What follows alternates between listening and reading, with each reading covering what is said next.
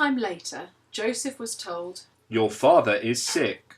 So he took his 2 sons, Manasseh and Ephraim, along with him. Jacob was told, "Your son Joseph has come to you." So Israel became stronger and sat up in bed.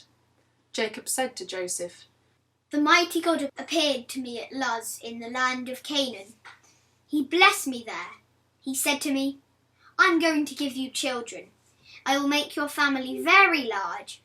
I will make you a community of nations, and I will give this land to your children after you. It will belong to them forever.' Now then, 2 sons were born to you in Egypt. It happened before I came to you here. They will be counted as my own sons. Ephraim and Manasseh will belong to me, in the same way that Reuben and Simeon belong to me. Any children born to you after them will belong to you. Any territory they receive will come from the land that will be given to Ephraim and Manasseh. As I was returning from Padan, Rachel died. It made me very sad. She died in the land of Canaan while we were still on the way. We weren't very far away from Ethrath, so I buried her body there, beside the road to Ethrath." Ephrath was also called Bethlehem. Israel saw Joseph's sons. He asked, "Who are they?"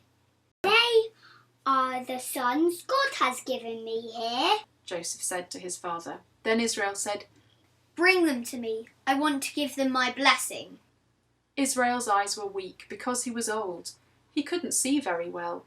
So Joseph brought his sons close to him. His father kissed them and hugged them. Israel said to Joseph, "I never thought I'd see your face again, but now God has let me see your children too." Then Joseph lifted his sons off Israel's knees. Joseph bowed down with his face to the ground. He placed Ephraim on the right towards Israel's left hand.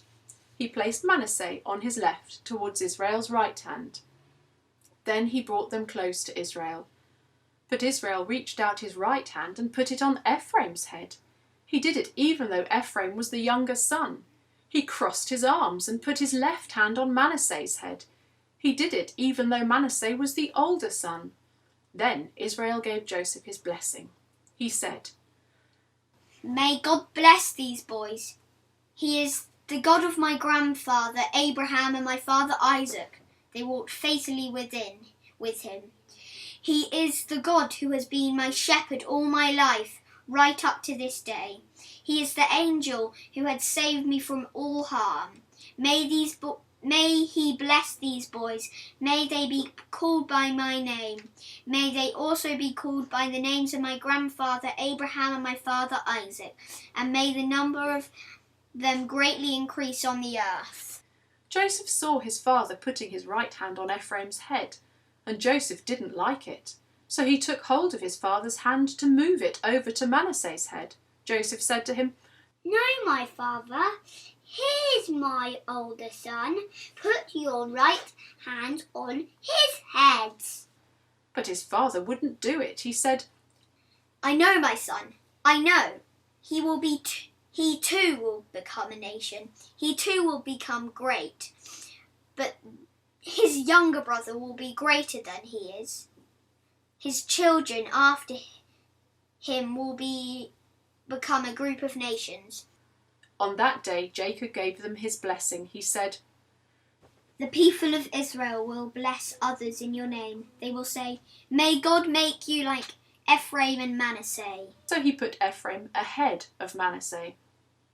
Then Israel said to Joseph, "I'm about to die, but God will be with all of you. He'll take you back to the land of your fathers. But to you, Joseph, I am giving you more land than your brothers. I am giving you the land that I took from the Amorites. I took it with my sword and bow."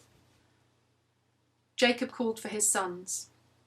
"These are the 12 tribes of Israel." And he blessed them, giving each the blessing appropriate to him. Then Jacob gave directions to his sons. He said, "I'm about to join the members of my family who have already died. Bury me with them in the cave in the field of Ephron the Hittite. The bodies of Abraham and his wife Sarah were buried there. So were the bodies of Isaac and his wife Rebekah. I also buried Leah's body there. When Jacob had finished telling his sons what to do, he pulled his feet up into his bed. Then he took his last breath and died. He joined the members of his family who had already died.